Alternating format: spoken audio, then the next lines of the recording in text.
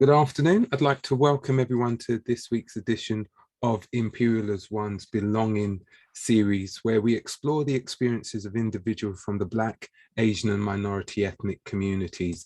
And every week I say this, but we've got a special guest this week. And this week we've got Mark Richards. I've known him for a number of years and his story is fascinating. And I just want to extend the welcome and say, Mark, thank you so much for agreeing to be our guest on Belonging today.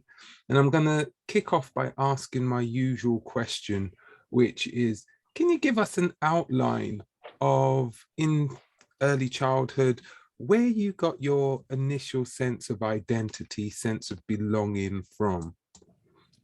Okay, thanks. Well, first of all, thanks for inviting me. Apologies if you hear any slight noises in the background. There is some buildings works going on. But yeah, no, I suppose in terms of my own sense of identity, that was very much instilled by my parents, really, particularly my mother. My parents are from Jamaica, and my mum was quite clear in making us believe that we can kind of achieve anything we want to if we put our mind to it. So she always made us feel that we could basically achieve whatever we want to, as long as it's good, as she would say, and if we work hard and put our mind to it. So that's where it stems from, that early sense of belief that anything's possible. Yeah. So in that sense, coming out, were you born in the UK or were you born in Jamaica? And how was it when you were in your early childhood in terms of growing up and the surroundings around you? What gave you that initial oomph, as it were? Right. Well, my parents came from Jamaica. I was born over here. So in that sense, I suppose, your experiences at school and so on can help to shape how you progress. So I grew up in Nottingham, which is in East Midlands, and it was diverse, but not necessarily as diverse as London as such. And in my particular school, there were some Black families, but not many, not a huge amount. So in a sense, you was always, from an early stage, probably made to feel, or made it known that you were somehow slightly different from, let's just say, the rest of the cohort in various ways. Yeah. So you said made to feel different from the rest of the cohort. Growing up Nottingham, East Midlands, how were the children at school? What was it like for you at school in the classroom? What was the expectation of the teachers, etc., and the other children around you? So I suppose, okay, so I suppose at primary school, there's lots of different examples that make you know that basically you're Black.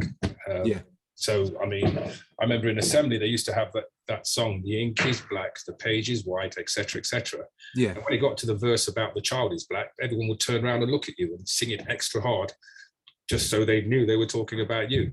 So I suppose it's things like that that make you realize that obviously there's people who have a perception of you, and they make you know. And so that makes you, I suppose, search more to know your identity a little bit more, because that's really what's going to make you stronger in the end. So even though at school students will make you feel a particular way, in the home I was made to feel proud of who I am, and that kind of helps to balance whatever was happening out of the home.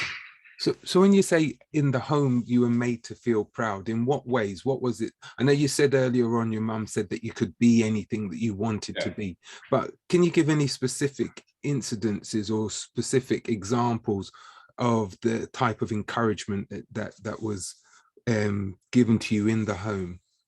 Well, I suppose, so first of all, when you're in the home, I think whatever background you're from, your family are going to hopefully proud of you at a young age and want you to feel confident and so on. But I suppose, specifically, I suppose two aspects. One aspect was around just basically my mum sort of she would tell me about people who were like me, not famous people or anything like that. Like, for example, she would tell me about her 2 nephews in Jamaica, her brother who had 2 sons, and one became a teacher and one became a doctor. And she just mentioned that. So in a way, it's just giving you a different perspective to what maybe you're exposed to it at school. So those sorts of little anecdotes, it's not to say that I thought, oh, great, now I want to be X, Y, and Z. It's just that it was a way of normalizing some of what you'd experience out. And then the other aspect is probably music as well, because you know, in our household, music was very much a part of what, you know, of our growing up. Especially reggae music, which has a lot of positive messages and historical and deep messages about who you are as a people, and you can get strength from that. So I was exposed to those things very early on, which I think helped to deal with some aspects at school. I'm gonna put you on the spot here now. So growing up, which was your favorite tune that you used to hear from your mother, which would cause you to stomp around, do a little dance? What was? Well, I'll be honest with you. My mum had a gramophone, if you remember those things back in the day. And at some point, she upgraded it to what they used to call a music center. Yeah. Slightly more modern. But I ended up keeping the gramophone in my bedroom. Okay. So I ended up playing lots of things. In fact, she would complain about me playing them too loud, as opposed to, you know, my mum sort of, but there's lots of tunes. I remember one of her friends brought around the Bob Marley album, Positive Vibration, when it was like first released, and I was a young kid, and I'm hearing all this kind of what I thought was really militant sounding tracks, which can help to inspire you and instill. That's just one of many. And then on the sort of soul side, I remember Chic when they had their album first come out, and everyone's dancing around to it. So it's a real variation, but it is part of what makes you feel sort of realize a bit more about yourself and what you enjoy. And so I think that's what partly gave me confidence: music, and also inspirational chats, phrases. I remember my mum used to say, you know, nobody's better than you, but you're not better than anybody else either. So in that sense, it kind of helps you to keep you know, grounded when things are going well, but also optimistic when things aren't going so well. And I think that's part of what helps regulate you to navigate this system. Yeah, I like that. I like that. I love the way that they maintain the grounding, that things can go good, right? And you can be the best, or you can be very good, but it doesn't mean that you're any better than anyone else. It keeps it in perspective, and it keeps the value within the individual, to recognize that everyone has a value. I like that. So I'm going to go back to your schooling then. So in terms of, were there any incidences which kind of like stood out in terms of, clearly you had an inquiring mind, okay?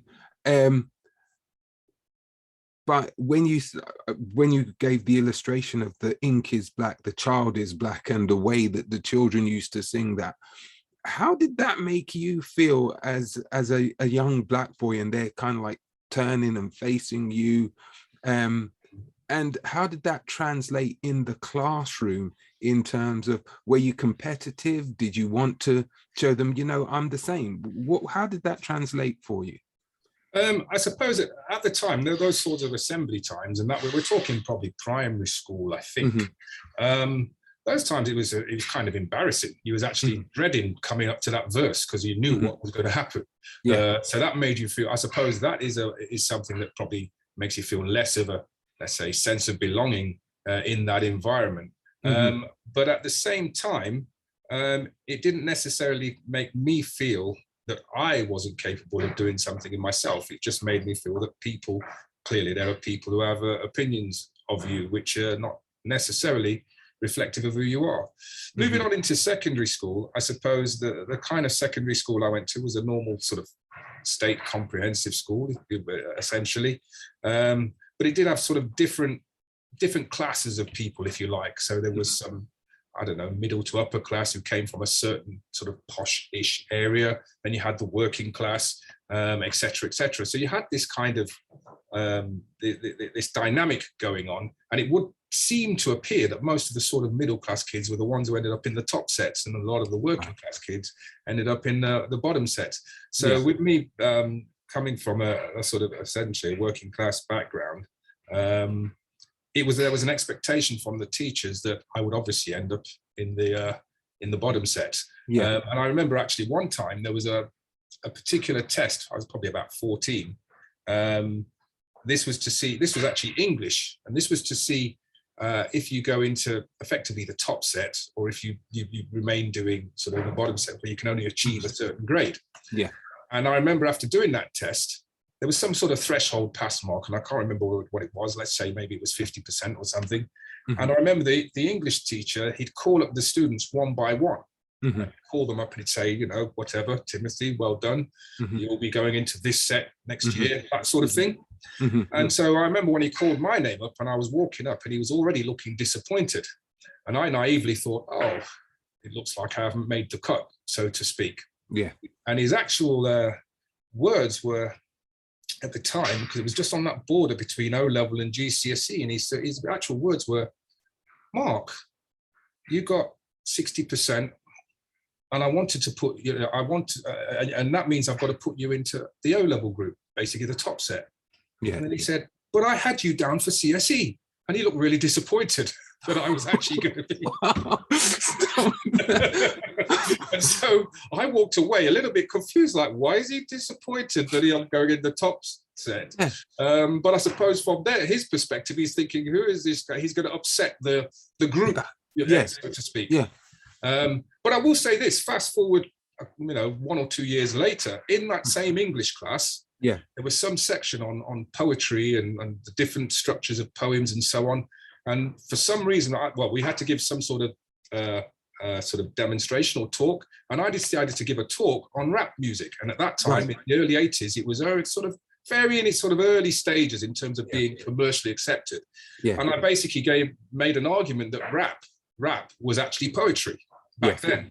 And I even recorded some raps on a like myself on a tape recorder and played it and said, look, here's the different styles and the different structures, rhyming structures, etc. And to his credit, at the end of the talk, the teacher, that same teacher who didn't want me in his class in the very beginning, he asked the class, well, what mark should they give, should they award me for this talk? And someone put a hand up, a girl put her hand up and said, oh, A. And he actually said, no, I think it deserves an A+. And I was surprised then. So he had somehow turned around his whole perception of me by then. So that's just one example of maybe teachers having perceptions. And then, of course, there are times when students have perceptions. So I remember doing a chemistry test in secondary school, and I got the top mark. And most of the boffins who normally get top marks, they were so upset that they were asked the teacher if he could remark my work to make sure I really was top.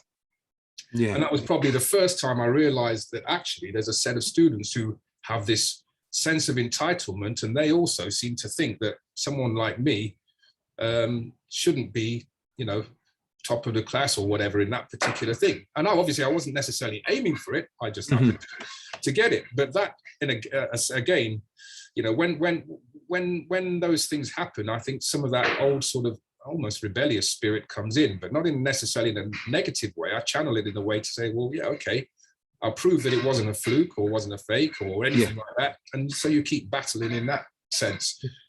So again, those are the sorts of, I think that's probably what set me on a more sort of academic or education path, I would say.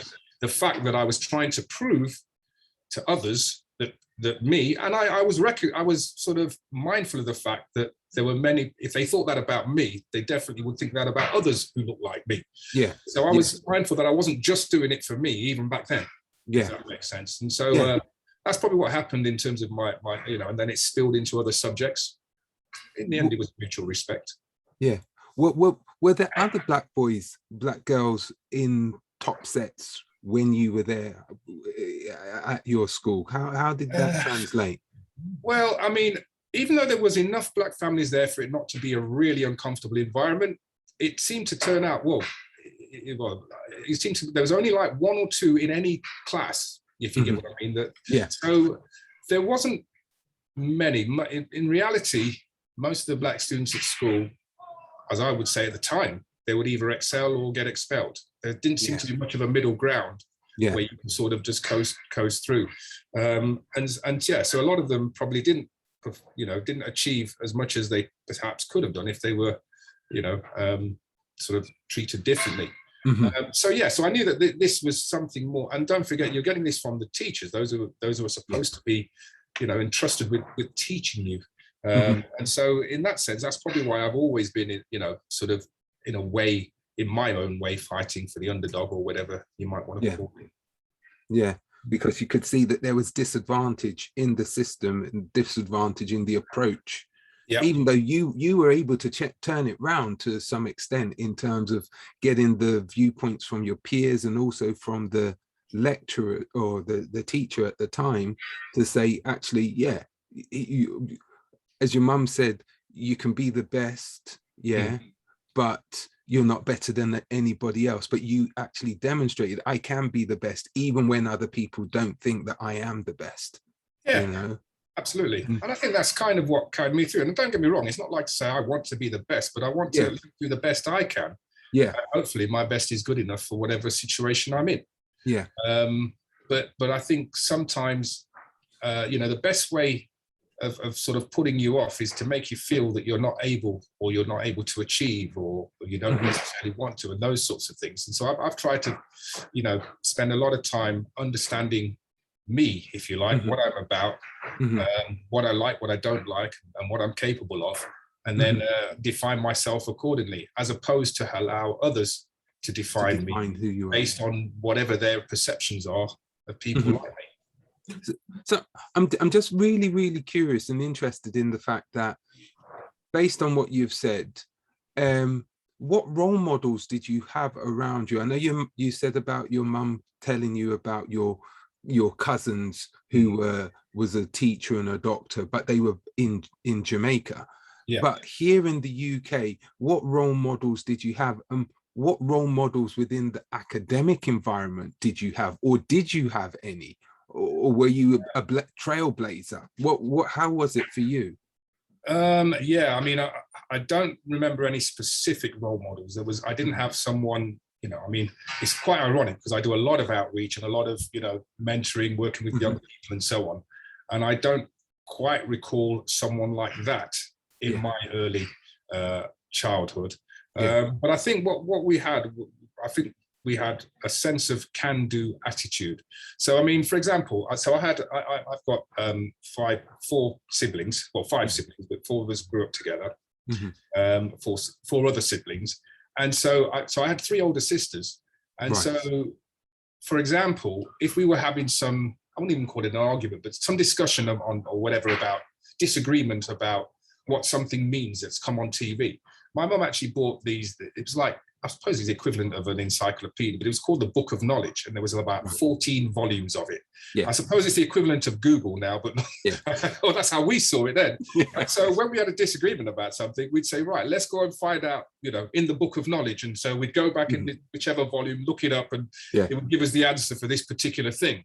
And so I suppose, in a way, part of that, similarly with, my mum was a nurse, but she used to have like little books, like medical type books, so, in terms of if you feel this, then it's probably that, and all sorts of things, even dream books. If you dream of this, then it probably means that.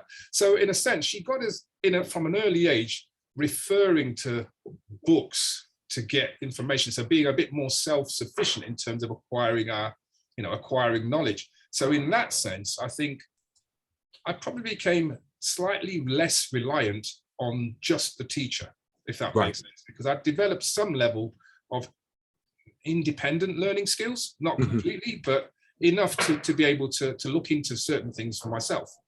And so I always had the attitude that if I didn't understand something, especially if other people did, then I'd be thinking, well, how is it that I can't understand? I mean, I've got a brain, I can speak and read and write and English, etc. I can add up. So surely I must be able to understand this. That was my attitude. And sometimes attitude is what pushes you through. I would also say funnily enough, when I was putting those top sets, I had a couple of really good friends. One in particular, who I at the time I considered him a genius. Don't get me wrong, I was only 12 years old or something, but he seemed to be a genius. And so we used to talk about. I remember we was in the same maths set, and we used to have some really interesting discussions. Even around one time, we tried to put together, if you like, a mathematical equation for racism and prejudice. And so I was giving him my understanding of what race, the difference between racism and prejudice, and how you need this power to be able to invoke your prejudice views and all that sort of thing. And so I remember speaking with him. His name Barnaby, by the way, if he's ever out there.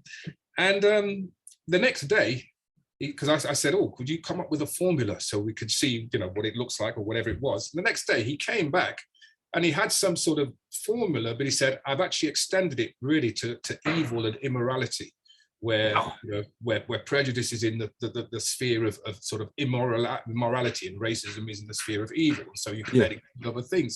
And so again, it's those sorts of discussions I probably would have never had if I had not been in that environment. So I was able to make genuine friendships. So I'm not going to say everybody was bad. It was more the teachers who probably didn't want me in that environment. But once I was in there, I was able to sort of make strategic sort of alliances, with people, who I'd consider were genuine friends, even though they were from different spheres, if you like, or different parts of life.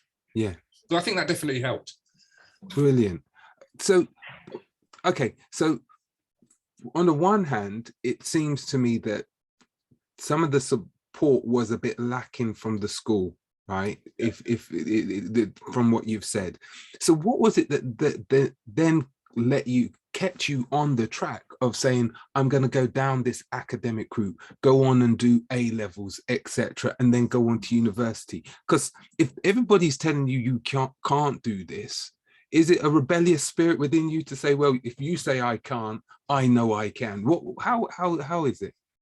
I think that was certainly the rocket fuel that propelled me in the early stages, because I wanted to prove, because maybe that's just my personality. I wanted to prove that the teacher wasn't wrong, so to speak. And so that's probably what got me to sort of into that groove of trying to understand material and so on, because it was and also when you had these little tests in other subjects, there was almost like, oh, what did Mark get? Almost like trying to look to see if it was genuine or not. And maybe it was a fascination for them, because I can't necessarily say that they're used to someone like me, at that particular time.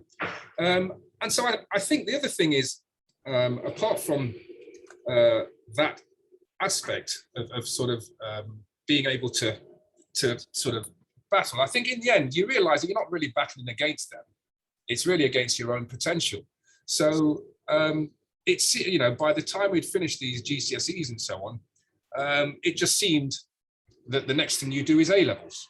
That seemed to be, I didn't really understand exactly all what that meant, except you do the A levels in subjects that you enjoy and see where that leads.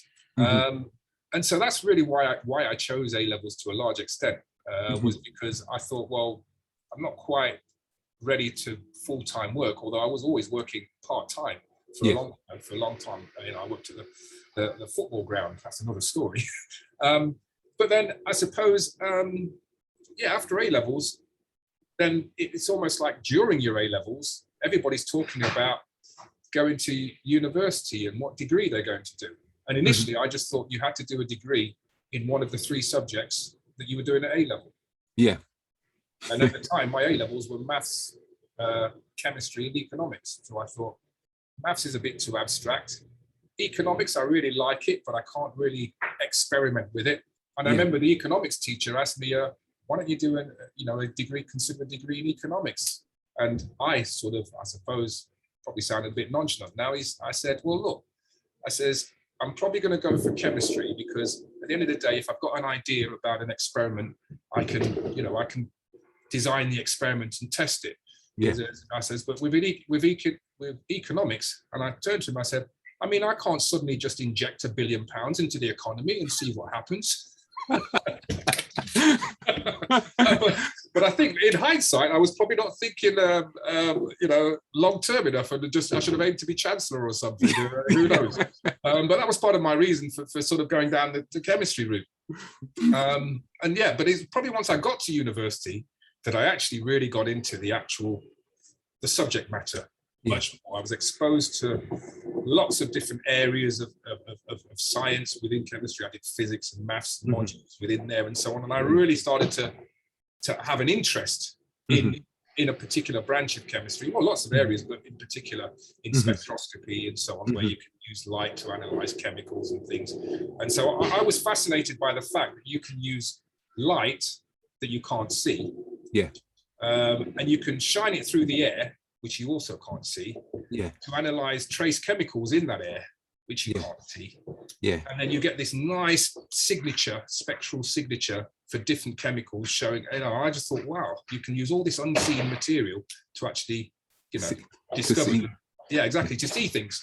And so that's what, and so I started again asking why, and then you end up that, a lot of it's underpinned by quantum mechanics and so on and so on.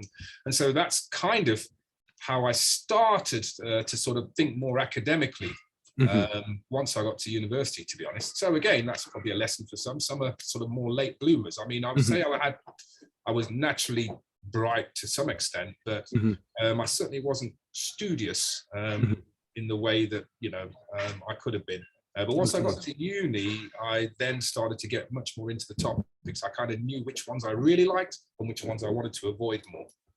So throughout that time, I know earlier on you said that it was very important for you to understand who you were. Okay. So when you then were in the university environment, did you gain a sense of belonging, or did you feel a sense of belonging because of the subject area, because of the friends, or was it external that gave you that inner grounding so you knew that you could achieve even if things didn't seem as though they were necessarily working? Well, I mean, so I went to Manchester University, and at the time, I remember during Freshers Week, you have all the different stands, etc., and there didn't appear to be an African Caribbean stand. So there was no African Caribbean Society when I went there. And so I got together with a couple of guys who had met, people we sort of obviously met, because there were obviously black students. I say obviously, but there were black students there. Yeah. And we formed the Afro-Caribbean Society at the time. Right. Okay. And so, in a sense, even though there wasn't an immediate, I felt a sense of belonging to the city more generally, because it felt a little bit diverse and it felt like somewhere I could definitely coexist. It didn't feel like an alien space or anything like that. But at the same time, within the university environment, it didn't seem to cater for people like me to that much of an extent. Another example was in the Students' Union. And at the time, they used to have this jukebox, if you remember jukeboxes.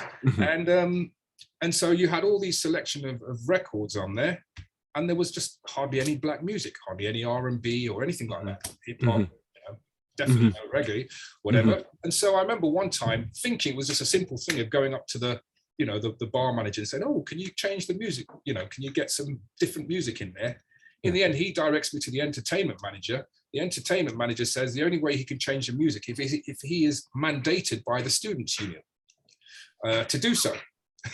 And so in the end, what happened was, at that time, I was chair of the African Caribbean Society. We actually made a strategic plan to have more representation on student council. And to cut a long story short, after, we did have a lot more representation on student council. And then in the end, we did put through a motion which mandated the entertainment manager to provide music which is more culturally reflective, etc., as well as get certain things like food changed in the, in the canteen, and we even had a Muslim prayer room for the first time, and all sorts of things. So again, it started from a simple inquiry trying to change music on a jukebox, which led to this whole raft of other things. So I think that's just the nature of. So I've always had this can-do attitude, if that makes sense, to sort of say, well, if it's not there, let's see where the bottlenecks are, and I'm sure there's a way of resolving it. It's the thing that strikes me so much about that is about the process that they put you through in Absolutely. order to make something which is so simple, make that change, something which is, you're Yep. taking out one disc and putting in another disc, whether Yep. it's a record, whatever, something so simple, but they make you go through 101 different hoops just in order for it to then be mandated. They wouldn't do it voluntarily. No.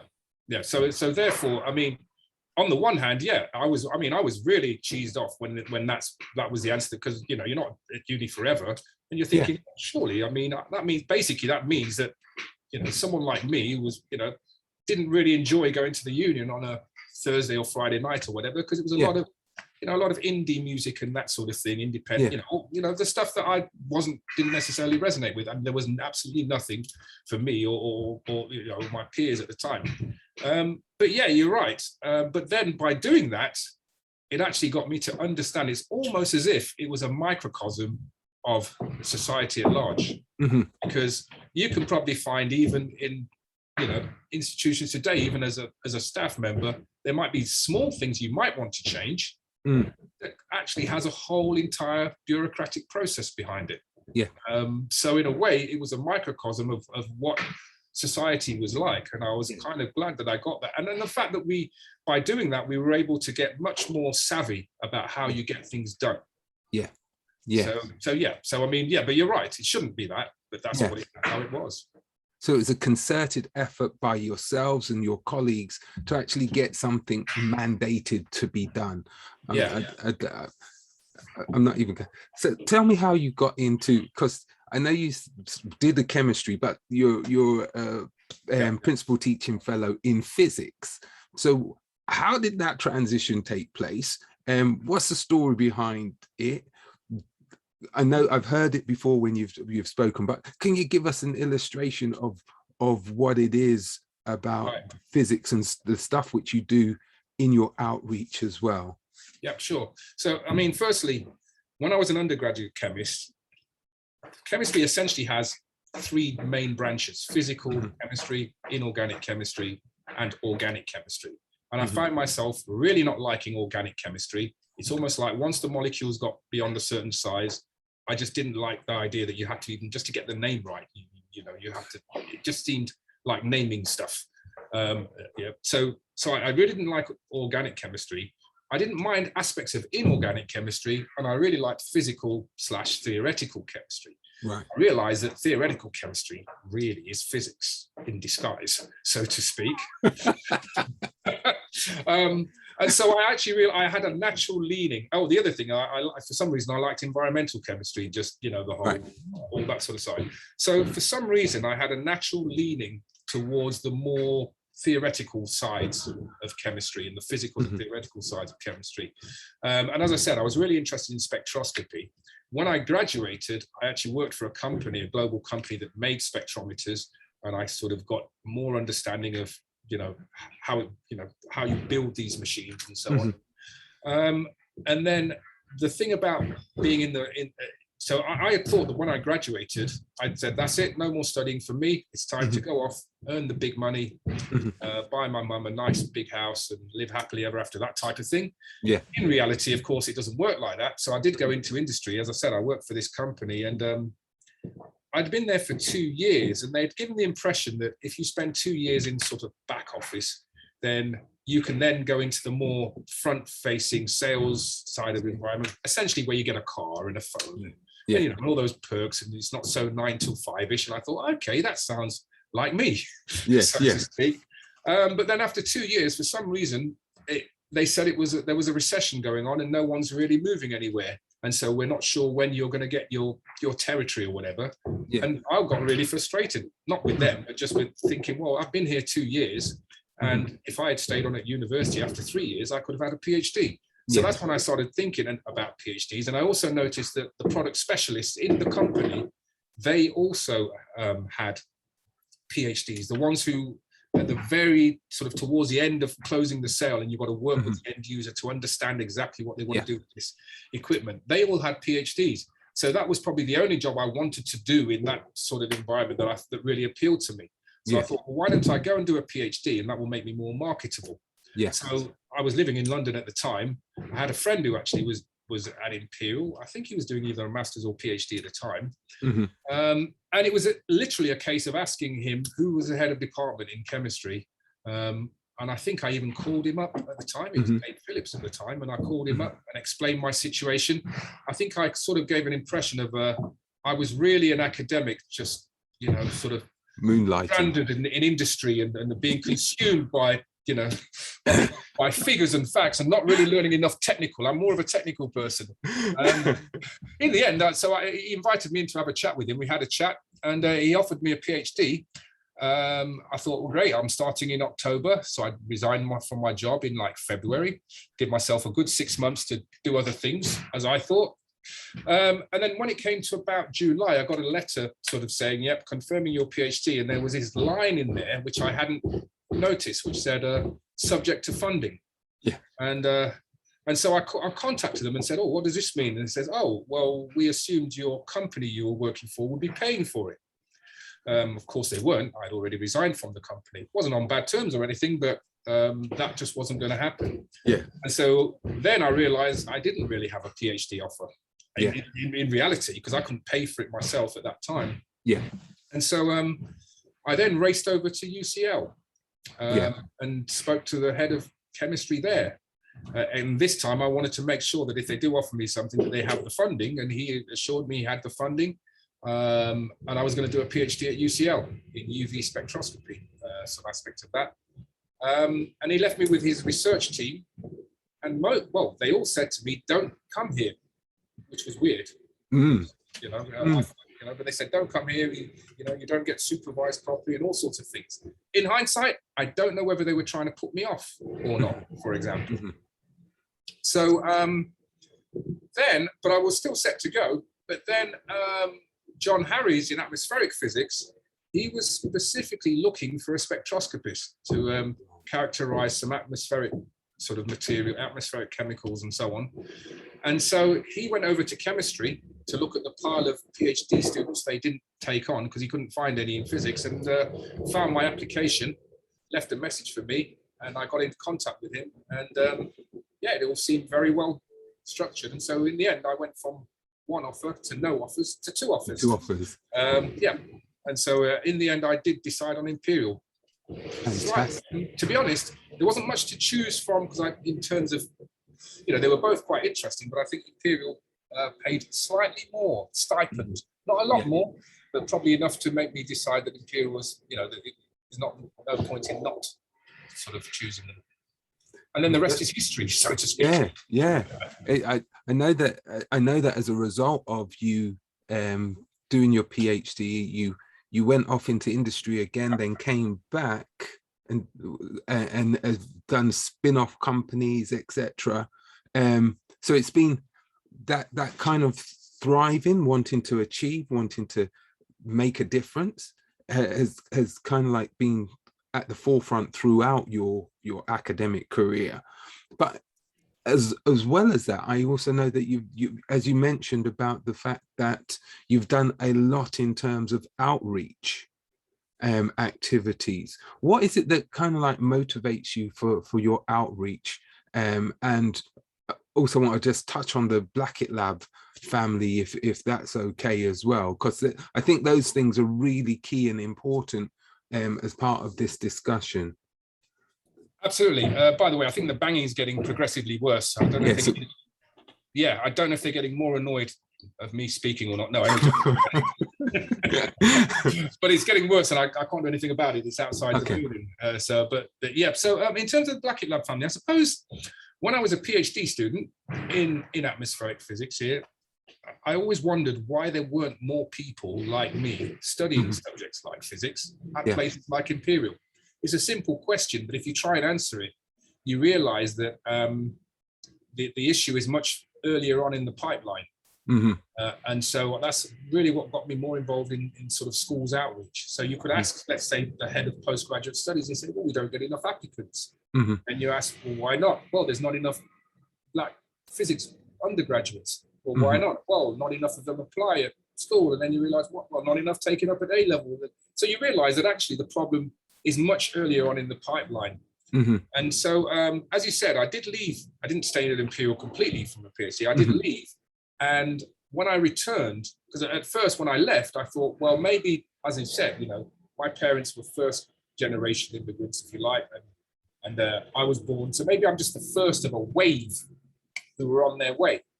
But in reality, when I came back, that wasn't the case. I don't know. I don't think there were any since me then, and there's hardly any now in my department. So clearly, it's not just a case of I was just the first of a wave, and there's going to be lots more coming through. You're going to have to do something a bit more, it's sort of targeted.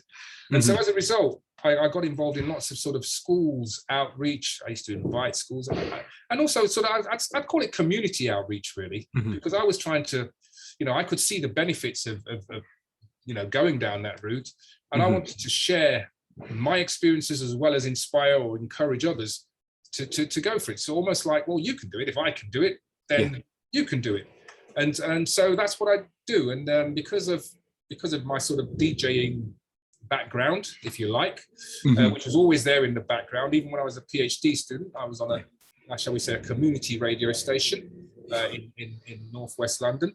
Fantastic. But basically, I thought, if I can find one way of sort of hooking young people into a different is through music. So if I can find a way of connecting music with what I do in science and so on, then maybe that could be a way. And so I used to do some really, shall we say, outlandish remixes. Right.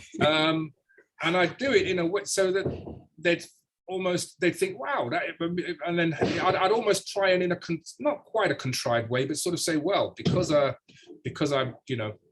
have a technical background, I can sort of push the genres, and I'd explain about wave files and how really it's just like working with waves and that sort of thing. So in a way, I was trying to show that actually having a technical background can enhance what you do creatively, so you don't have to give up one thing for the other. Yeah. And that's basically how I sort of started trying to engage young people through music and science, or sort of inspire them into science, and also encourage them not to give up on the science side, even if they've got ambitions of wanting to be a musician or a sportsman or whatever it may be. Yeah. So that's the initial part of it. And then what I also realized is that through doing outreach, the one or few Black undergraduates who were in my department, they would be really useful because they're like another set of peers who were closer in age group. So I used to sort of sometimes bring them along, especially when I knew there's going to be a high demographic, of Black students, because they could then connect with them, and see that actually they're not that further along than where those school students are now. Yeah. And so that's how I sort of started to engage young Black undergraduates. But then I also realized when those graduates graduated and went off into their wonderful jobs and so on, they could also be of use to current Black undergraduates to support them in this space. So it all sort of started to become more sort of joined up. I started just connecting the dots, to be honest. So you generated a pipeline. So the ones you made your own pipeline because you recognized that there was lack at different levels within the pipeline. And as you developed that little momentum, you kept in contact. So you always maintained a strong network of those who came through.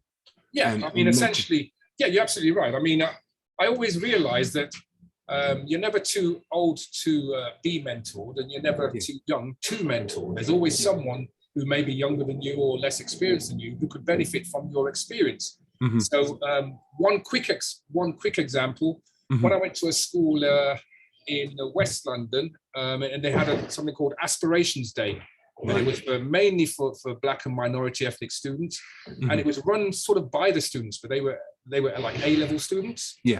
And I asked one of my undergraduates at the time to come along with me. His name was Lorimer, just to sort of say, I'm currently a second-year physicist. I got 3 A's or whatever it may be, just to sort of give a little bit of inspiration. And he gave his talk, and they really liked it, and they were asking him questions and all that sort of thing. And then the host, they were all A-level students and GCSE students, and the host said, right, okay, so you've heard from the adults now, and now we've got this exercise for you to do. And he actually turned to me and said, well, he said, sir, but, he said, sir, but she's just said, you've heard from the adults, but I'm 19 and some of those are 18. And so that's the point, you see, that, you know, so in reality, you know, even though it seemed like he was much further down the line, in reality he wasn't. He was just like a year or two older than those, and they could be in that same spot in a year or two's time. So it's that realization that actually, you know, there is use right across the pipeline. And as my mum used to say, you know, you have to use one hand to wash the other. So that's right. You know, that's right. You know, so, and then at the same time, Lorimer, who was helping me then, he would get support from other graduates now, alumni, in terms of, you know, all sorts of things. So we'd meet and they'd discuss, oh, what options are you doing? Oh, don't choose that or whatever, that sort of thing. So in a sense, it helped to create a more, like you said, a cohesive type of pipeline.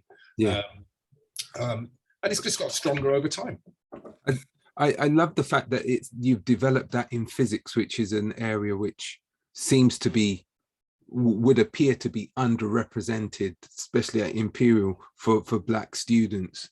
I also think that it needs to be more widespread across the college, and each, for want of a better word, for each department, each faculty should have the equivalent of a blackit lab group, as it were. I mean, I agree. I mean, I tell you, the thing is that you need certain ingredients, I think. So, for example, if a department just said, let's just do this, and it might not necessarily work. So if I look back now, I mean, I first met Adu, who was one of the first members, probably back in 2006 or something like that. Yeah. Okay. And we didn't really become more visible and formal till maybe a couple of years ago. So throughout that time, I was just keeping it going along. I'm sure, I mean, the department kind of knew about it, but I didn't make a big song and dance because it was really just a supportive, a safe space to sort of support those students who were here. But then once it reaches a critical mass, then you actually realize that you have something quite potent, you know, and you have something quite unique. So you sort of need those kind of quote unquote champions to be around long enough to sustain it. I imagine if I wasn't around, those same students would have probably ended up in Imperial, but they would have graduated, gone off, and they may not even know each other, you know, as you go through. So you need more champions. I suppose, to draw an analogy, it'd be like, well, let's talk about cloud formation. You know, where those droplets form. You first need what they call these dust particles, so they can form this called condensation nuclei. So the water droplets can actually attach to them. The water vapor, and then eventually form the droplets. So in other words, those seed particles, I'd almost look, you know, see myself as an example of a seed particle, but you need those in all the departments to be able to make that happen in that way. And you need longevity as well.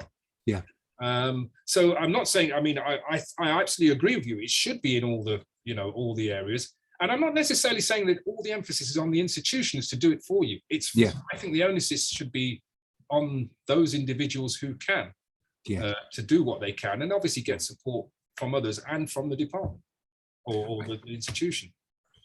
I agree with you. I do agree with you, but I also think that there is the idea, and what you're building into this is that succession planning, that forward vision. You have to have that vision in order for it to be able to take place. If you didn't have that vision, it wouldn't have happened.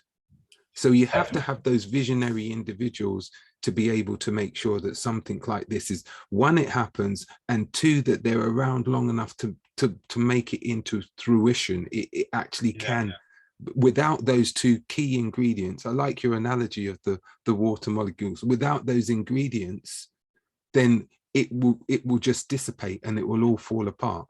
Exactly, and keeping with that scientific analogy, if those water vapor molecules just existed without those seed particles, you'd have to rely on just statistics that they would collide and connect with each other. When you've got that seed particle, they can adsorb onto the surface and then connect. So that's part of, so that helps, in a way, helps to catalyze the process. And I think, but how that's done across departments, where, I mean, we know in terms of representation, for example, in terms of the number of Black staff in various departments who were able, you know, and then they've got to be willing to put in I don't know, put in the work and the effort. It's not like it's part of your job remit. You're doing it for the cause. And so that's part of the barriers. But I really do believe that, yeah, we should do more as a community to support each other. And then I think departments and institutions can help enable those to enable others, if that makes sense. Rather than looking to the institution to do everything for you and hope that they can fix it. Yeah, definitely. Mark, we have already gone over my usual allotted time. Really? And I know I could sit here and talk with you for hours on these things, right? Absolutely. And normally I ask if there's any questions from the audience, and I haven't even done that. I've just monopolized your time. But I'm going to ask if there is, if anyone does have a question, if you put it up now, we can probably take just one question. If not, I'm going to just push one final question to Mark. I'm not seeing any questions. I know that they have. Oh, can you hear me? Yes, Sarah, go ahead. I don't know, it's halfway between a comment and a question. So it's just what Mark was saying just now. It's kind of trying to get the balance between us wanting to do things and also kind of looking at the minorities that are doing these things, then kind of having the extra work and the extra burden put on us. So I think you're right in that it's important that the individuals do it, but I think where the institutions can come in is at making sure that that contribution is valued and recognised appropriately, so that they're not then falling behind on the kind of the career ladder or anything else, because they're taking time away from what the institute has asked them to do by supporting the other initiatives. I agree. I think that's part of the problem. There's no doubt that if you go down that route, you will be to some degree rinsed out in some way, because you're going to have to put in time, which the institution doesn't formally recognize. Whilst they might appreciate it and perhaps benefit from the kudos of having it done or whatever. So then I'm not saying they'll tolerate it and certainly won't necessarily oppose it. But nevertheless, it takes a lot of time and effort, and it is of value to these institutions. But at the moment, there doesn't seem to be a proper mechanism that recognizes it in that way. And I think that's across the board. It's not unique to me or to physics or to even Imperial. There are issues. And then the thing is, the more successful you are at this, the more others want you to share what you've done. And again, that is not necessarily part of your specific job remit or anything like that. So there's got to be something that helps to reconcile that effort. But I don't know the answers. I know that I sit on the Royal Society Diversity Committee, and I know that the Royal Society are looking at different types of funding that might help to, that you can apply for, that might help to, let's say, backfill some of the work you otherwise would have done to enable you to do more of the sort of engagement work and the equality work. But I think, there has to be some kind of mechanism, because I wouldn't like the next generation to have to go through, if you like, the efforts that it takes to get to that critical mass that I had to go through, because I don't think it's necessary. With just a little bit of support and funding, whatever, and recognition, I think, it would definitely help move things along further. But to me, that's an indication of how committed institutions are. Do they put their money where their mouth is? That's not. You don't have to answer that, by the way. And then another comment, actually, just quickly. So it frustrates me the more I hear about the lack of diversity in physics, because actually I chose to do a physics A-level alongside my other A-levels, and I turned up on the first day of sixth form, and they said, oh, the combination of A-levels that you're doing, it doesn't quite fit the timetable, so we've swapped you out from physics to chemistry. Right. They can find all sorts of ways of not making you want to do physics. And I liked it. My dad was a science teacher, and in the summer holidays when I was bored, he always had that box of the physics, the mechanics stuff where you put it all together and you put the light on, or it makes a buzzing sound and all of that stuff. Absolutely. So from very young, I was always doing that. And also, I agree, because like I said, my A-levels, I did not do A-level physics, and here I am teaching it. And I've had to sort of go through a much more rounded route than I needed to, because I obviously had a natural interest in it. But sometimes at school, teachers can put you off the subject. And I didn't really understand what physics was, apart from, you know, batteries, iron filings, magnets, and things like that. And then when you realize what physics really is, then it becomes really interesting. But for some reason, that doesn't translate it when you're introduced to it in the early stages of the sciences. And maybe there's some work there to be done to actually, I don't know, give students a little bit, unless you've got this natural fascination with space and astrophysics, you know, you won't really appreciate physics, if that makes sense, because it just seems like doing calculations for various bits and pieces without really having a cohesive. But then as you start to go through, you realize, well, physics is the fundamental, you know, that underpins all the other disciplines. So yeah, I had to learn it the sort of hard way, which is probably why I've gone out of my way to sort of say, hey, you know, you're missing out if you don't do physics, because it can do so much for you. Thanks, Mark. You're welcome. Fantastic. Thanks, Sarah. Can everyone hear me? Don't think they can. Yeah, I can hear you. Okay, fine. My microphone just started playing up. Mark, I'm going to ask one final question, right? And you've kind of like alluded to it and answered it as we've been going on. But I'm going to just ask this final question, which is, what advice would you have given to your younger self about what they would need to do in order to gain their sense of belonging as they progress through their career? What would you have said to them? I think looking back from where you are now to as a 16-year-old, you know what your 16-year-old self was like, right? What advice would you have given them? I would probably say that it sounds easier said than done, but know yourself, know who you are, and that means in all different aspects, where you're coming from, what you're about, you know, how you think, how you learn, know as much about yourself as you can. Mm-hmm. Because by doing that, when you go into all these to these different spaces, you can help to remain your authentic self. Because if you don't know who you are, then you can go into these spaces and think that you have to emulate something or someone or something that you're not in order to achieve. And normally when you emulate something without being that thing, you're not as effective. Yeah. And also, if you don't know yourself, it's easier to be, let's say, manipulated or maneuvered. So I would just say, yeah, be proud of who you are.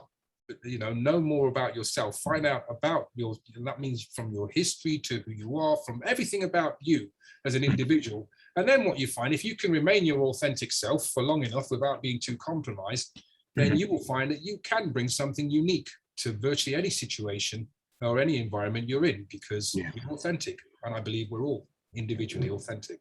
Fantastic. Mark, you've been fantastic. It's been absolutely brilliant having this conversation. And I know we will talk again for many hours. But I'm just so thankful that you took time to share with us your experiences of belonging and your insight. Just thinking about it from the student union days to the stuff that you're doing with the Blackit Lab family, you're someone who makes things happen. And I know that there's a lot more things that we need to make happen at Imperial. So I know that we're going to work together to make things happen here. So once again, just say a really big thank you for being our guest today. Thank you. And thank you for inviting me. No problem. That was brilliant. I'm going to just share with everyone what's happening next week. So next week we have Yo-Yo Dixon. Dr. Yo-Yo Dixon, and she's a senior laboratory manager in the Department of Cancer and Surgery at Imperial College. So she's going to be sharing her experiences of belonging with us next week. And if you have missed any of the other videos or for interviews, go to our YouTube channel, which is tinyurl.com/belonging-IAO, and you can have a look at them also. So once again, I just want to say a big thank you, and I hope to see you again next week. So thanks very much, everyone, and take care.